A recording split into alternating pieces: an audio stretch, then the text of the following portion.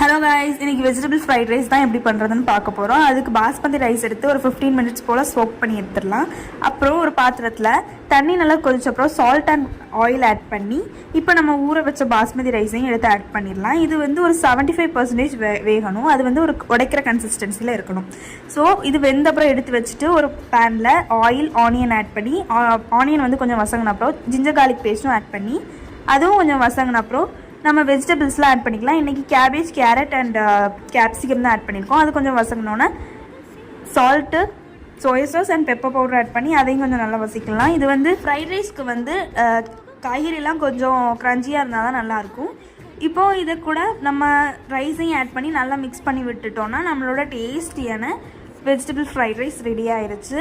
இதுதான் இன்றைக்கி அம்மா வந்து சர்வ் பண்ணியிருந்தாங்க. இது கூடவே கெச்சப்பும் வச்சுருந்தாங்க.